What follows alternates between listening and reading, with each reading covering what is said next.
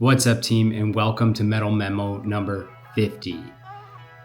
Can't believe we've done 50 already. That's 100 weeks of this Mettle Memo. So today's topics include 1. Lessons learned. Worry doesn't protect the outcome.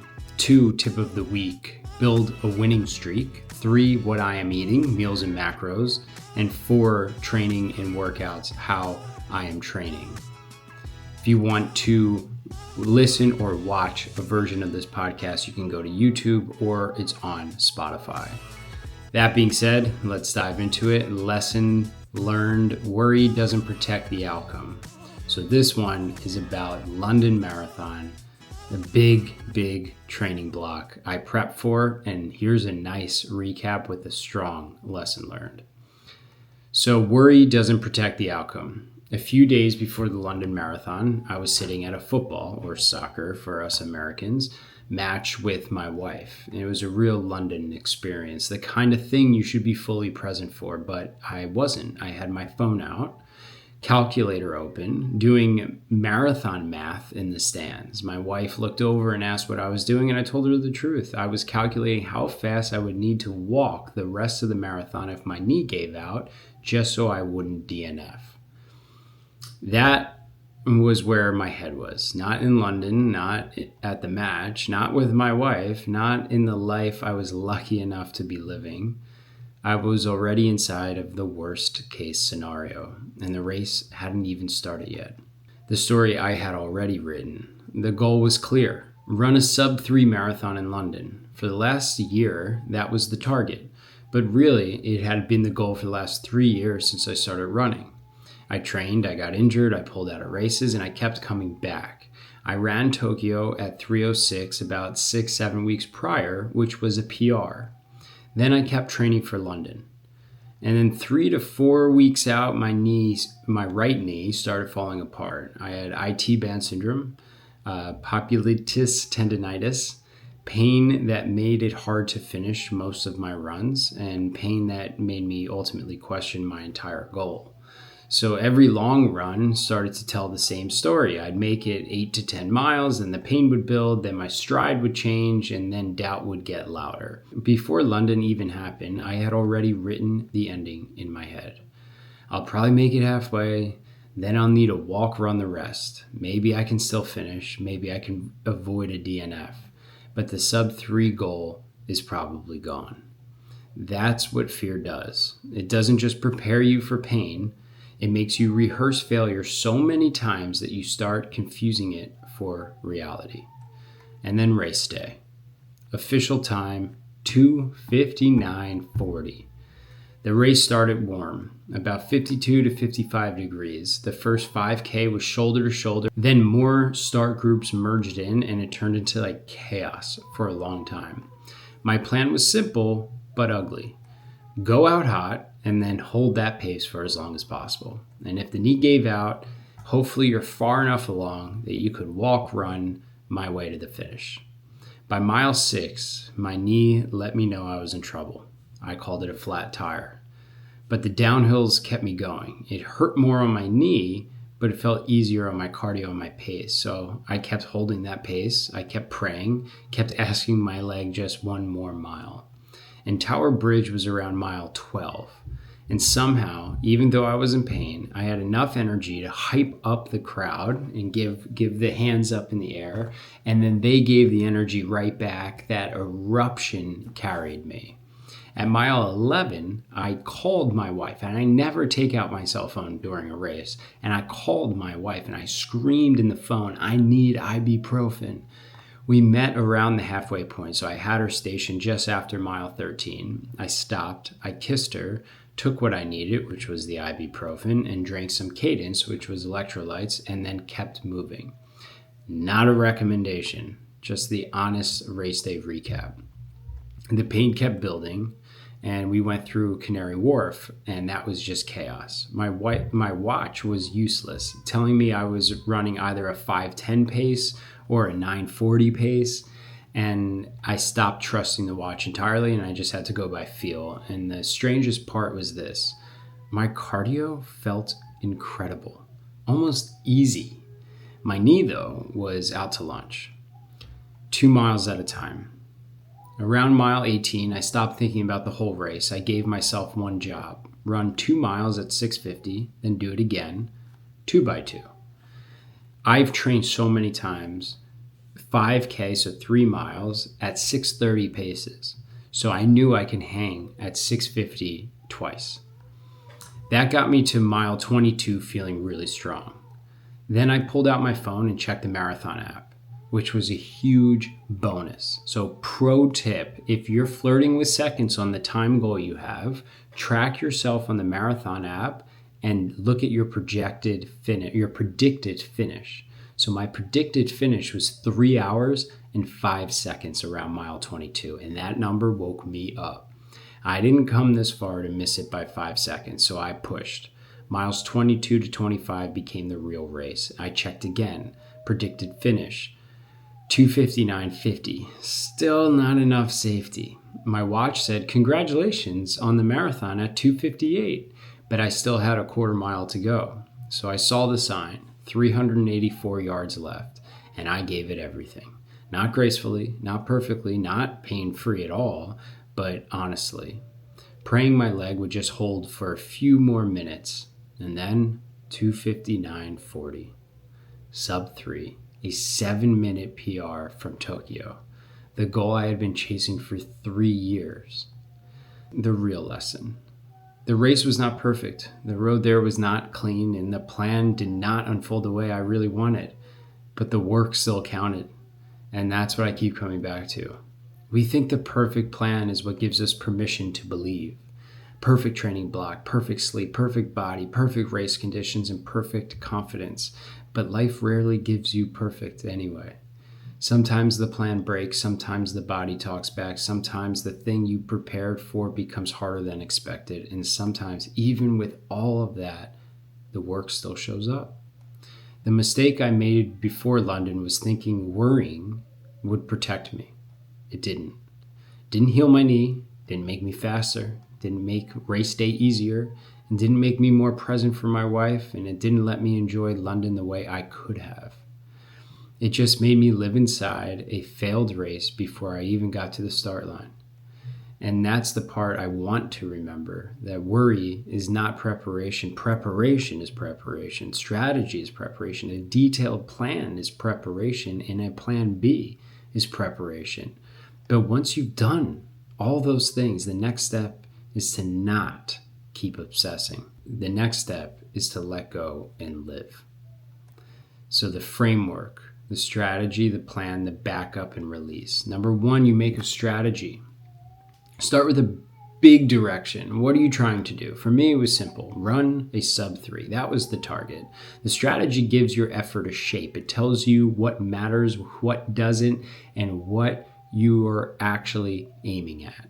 Without a strategy, everything feels very urgent. With one, you can make better decisions. So 2, make a detailed plan.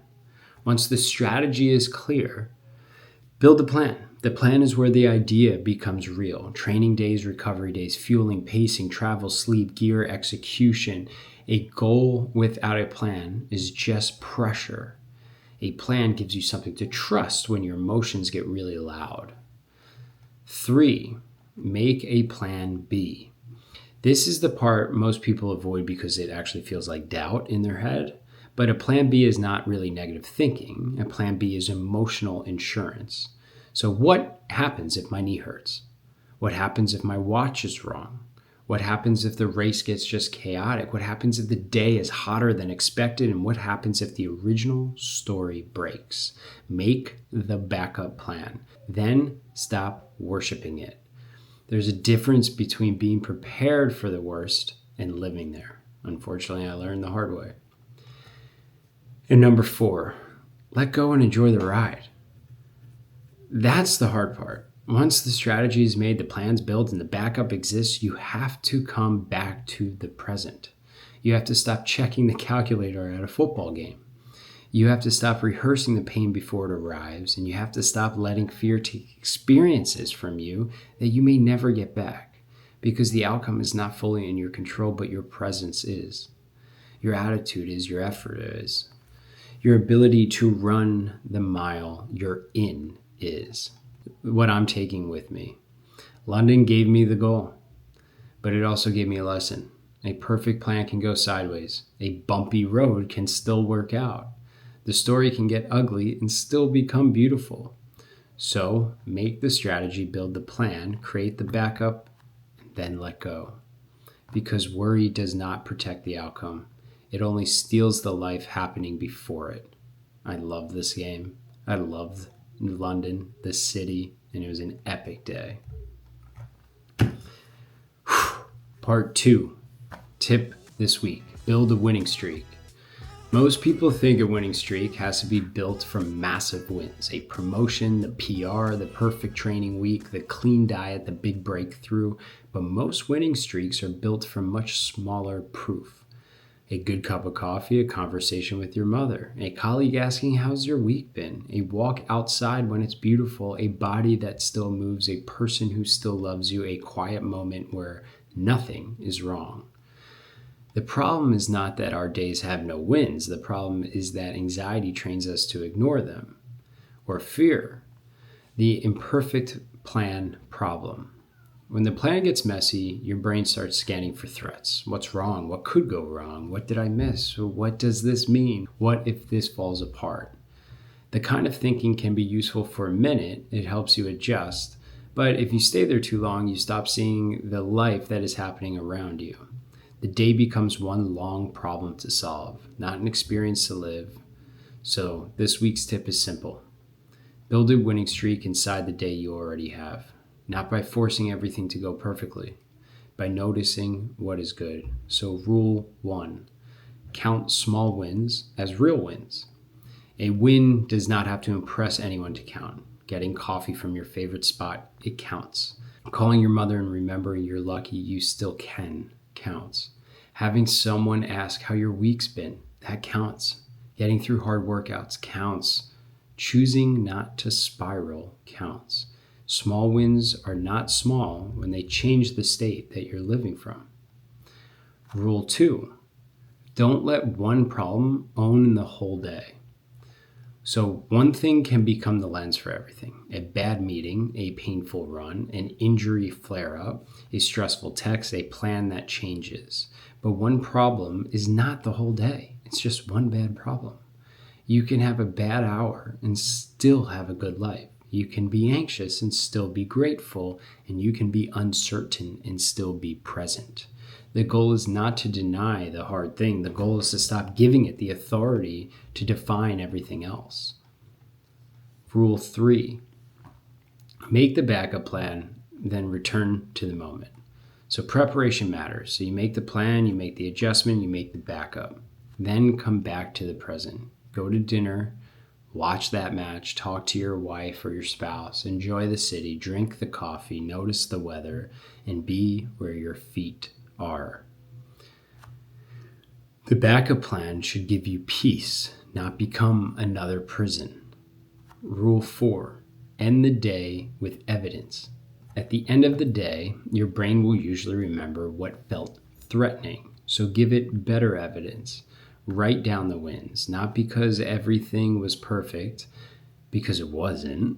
That's the point. You're training yourself to see that a messy day can still be a meaningful one. A painful season can still have beautiful moments. An imperfect plan can still become a story you're proud of. So tonight's 5-minute action. Tonight, take 5 minutes and write down 10 wins from today. It can be very tiny, and I'm telling you, just do it. Just pause this video and do it right now. Trust me. The coffee was good. I moved my body. I sent the text to my friend that needed help. I got outside. I called my mother. Someone checked in on me. I stayed patient. I made a plan. I didn't quit, and I noticed something beautiful. Then write this line underneath it all. The day does not need to be perfect to be worth being present for. Part 3, what I am eating. So below are some pictures and macros of food I enjoyed cooking or eating from this week. So listen, after 2 weeks of eating predominantly just carbs, simple carbs and sugars, and fatty foods in France, I am back on repeated meals for about 10 to 14 days until I get my internal system in check and back aligned. So I apologize for the repetitiveness. But here we go. We have ground beef, eggs, Japanese sweet potato, kiwi, and a salad. Approximate macros 408, protein 33 grams, fat 13 grams, and net carbs 38 grams. Next up, we have ground beef, 2 eggs, a vegetable medley, blueberries, honey, and then I had kefir with cinnamon. Calories, approximately 496, protein 46 grams, fat 21, and net carbs 29. And lastly, we had ground beef, sweet potato, eggs, kiwi, salad, carrot, and beet juice. Approximate calories, 491, protein 29, fat 11, and net carbs 65, thanks to that fruit juice. Part 4, how I am training. To help heal my knee, I'm taking a break from running for about 5 weeks. So June 1st is really my target to get back to running, but we'll see how that goes.